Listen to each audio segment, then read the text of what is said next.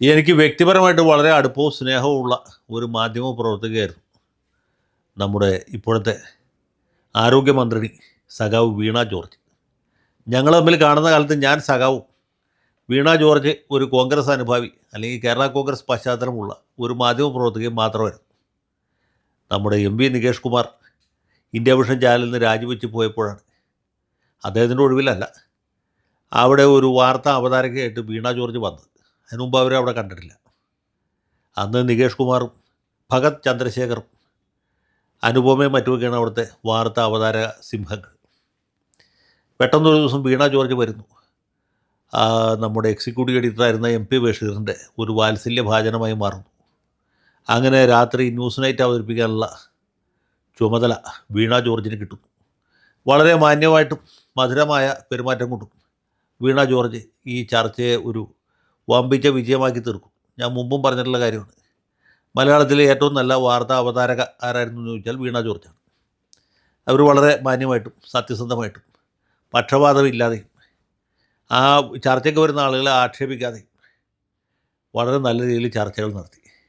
ഇവിടെ ചർച്ച നടത്തുന്ന വേറെ എത്രയോ ആളുകളുണ്ട് ഇല്ലേ? മനോരമയിൽ ഷാനി പ്രഭാകരനുണ്ട്, മാതൃഭൂമി ന്യൂസിൽ മാധു സജിയുണ്ട്, അല്ലെങ്കിൽ മുൻ തലമുറയിൽ വേണു ബാലകൃഷ്ണൻ ഉണ്ടായിരുന്നു, നമ്മുടെ വിനു വി ജോൺ ഉണ്ട്. പക്ഷേ ഇവരെക്കാളൊക്കെ പൊതുരംഗത്ത് വിജയിച്ചത് വീണ ജോർജാണ്. വീണ ജോർജിന് അവർക്ക് 2014 പത്തനംതിട്ട സീറ്റ് CPM ആദ്യം ഓഫർ ചെയ്തത്. ലോക്സഭയിലേക്ക് ആൻ്റോ ആൻ്റണിക്കെതിരെ മത്സരിക്കാൻ അവർ കൂട്ടാക്കിയില്ല. കാരണം ആൻ്റോ ആൻ്റണിക്കെതിരായിട്ട് പത്തനംതിട്ടയിൽ മത്സരിച്ചാൽ ജയിക്കില്ല എന്നും മനസ്സിലാക്കാനുള്ള ബുദ്ധിയൊക്കെ വീണ ജോർജിന് അന്നുണ്ട് ഇന്നുണ്ട്. അങ്ങനെ മത്സരിച്ചില്ല. പക്ഷേ 2016 അവർക്ക് 6 സീറ്റ് കിട്ടി. അപ്പോഴത്തേക്കും ഇന്ത്യ വിഷൻ ചാനലൊക്കെ കണ്ണടച്ചു. അത് കഴിഞ്ഞ് കളമശ്ശേരിയിൽ തന്നെ നമ്മുടെ ഇന്ത്യ വിഷൻ്റെ അപ്പുറത്ത് വേറൊരു ചാനലുണ്ടായിരുന്നു, വ്യാപാരി വ്യവസായി ഏകോപന സമിതിക്കാർ തുടങ്ങിയതാണ്. അവിടെ വീണ ജോർജ് കുറച്ച് കാലുണ്ടായിരുന്നു. പക്ഷേ ദൈവവിരുദ്ധം കൊണ്ട് ആ ചാനലും വൈകാതെ പൂട്ടിപ്പോയി. അപ്പോൾ പിന്നെ വീണയ്ക്ക് ആകെ ഒരു മാർഗം ഉണ്ടായിരുന്ന രാഷ്ട്രീയത്തിൽ പ്രവേശിക്കുക എന്നുള്ളതായിരുന്നു.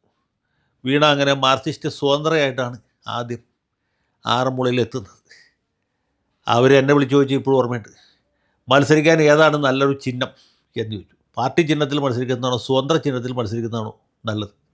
ഞാൻ പറഞ്ഞു, ആറന്മുള പോലത്തെ ഒരു സ്ഥലത്ത് പാർട്ടി ചിഹ്നത്തിൽ മത്സരിക്കുന്ന അപകടമായിരിക്കും, അത് ബുദ്ധിമുട്ടാണ്, അതുകൊണ്ട് വേറെ ഏതെങ്കിലും ഒരു സ്വതന്ത്ര ചിഹ്നം തിരഞ്ഞെടുക്കുന്നതായിരിക്കും നല്ലത്. ഏത് ചിഹ്നമായിരിക്കും നല്ലത്? ഞാൻ പറഞ്ഞു, നക്ഷത്രമായിരിക്കും ഭേദം, എല്ലാവർക്കും അറിയാവുന്നതാണ്. പിന്നെ ആറന്മുളയിലെ ക്രിസ്ത്യാനികളൊക്കെ ക്രിസ്മസ് കാലത്ത് നക്ഷത്രം തൂക്കുന്നതുമാണ്. ഏതായാലും വീണ ജോർജ് ബുദ്ധിമതിയായിരുന്നുണ്ട് എൻ്റെ ഉപദേശം തള്ളിക്കളഞ്ഞു. പുള്ളിക്കാരി പാർട്ടി ചിഹ്നത്തിൽ തന്നെ മത്സരിച്ചു. അന്ന് ഓർത്തഡോക്സ് സഭയിലെ ഒരു വലിയ വിഭാഗം വൈദികരും വിശ്വാസികളും ഒക്കെ ഉമ്മൻചാണ്ടിക്കും UDFനും എതിരാണ്. അവരുടെ പിന്തുണ, നിർലോഭമായ പിന്തുണ വീണ ജോർജിന് കിട്ടി. നമ്മുടെ സഭയുടെ പുത്രിയാണ് വീണ എന്ന് പറഞ്ഞ് വൈദികർ വീടാന്തരം കയറി വോട്ട് പിടിച്ചു എന്നാണ് ഞാൻ മനസ്സിലാക്കുന്നത്. ഏതായാലും ത്രികോണ മത്സരത്തിൽ വീണ ജോർജ് ജയിച്ചു. വൈദികന്മാരൊക്കെ ഇവരുടെ വിജയം അനൗൺസ് ചെയ്തുകൊണ്ട് പോകുന്ന വാഹനത്തിലൊക്കെ കയറിയുന്ന വലിയ ആഹ്ലാദ പ്രകടനം നടത്തുന്നതിൻ്റെ ദൃശ്യങ്ങളും നമ്മൾ കണ്ടു. ആദ്യത്തെ 5 കൊല്ലം വീണ ജോർജ് ഒരു MLA ആയിട്ടിരുന്നു. പിണറായി വിജയനെ നിതരാം സ്തുതിച്ചു. അങ്ങനെ നിരന്തരം സ്തുതിച്ചു കഴിഞ്ഞാൽ ബ്രഹ്മാവായാലും മഹാവിഷ്ണുവായാലും പരമശിവനായാലും ഒക്കെ പ്രീതിപ്പെടും എന്ന് നമുക്കറിയാം. അങ്ങനെയാണ് വലിയ വലിയ മഹർഷിമാരൊക്കെ തപസ് ചെയ്ത് മഹാവിഷ്ണുവിനെ പരമശിവനെയൊക്കെ പ്രത്യക്ഷപ്പെടുത്തിയിട്ടുണ്ട്. അങ്ങനെ മഹാവിഷ്ണുവിനേക്കാളും പരമശിവനേക്കാളും പ്രസാദിക്കാൻ ബുദ്ധിമുട്ടുള്ള ആളാണ് സഖാവ് പിണറായി വിജയൻ. ഈ വീണ ജോർജിൻ്റെ സ്തുതി കേട്ട് കേട്ട് പിണറായി വിജയൻ പോലും കോരിത്തരിച്ചു. അടുത്ത തവണ വീണയ്ക്ക് ആറന്മുള സീറ്റ് മാത്രമല്ല കൊടുത്ത്, ജയിച്ചു വന്നപ്പോൾ മന്ത്രിയുമാക്കി.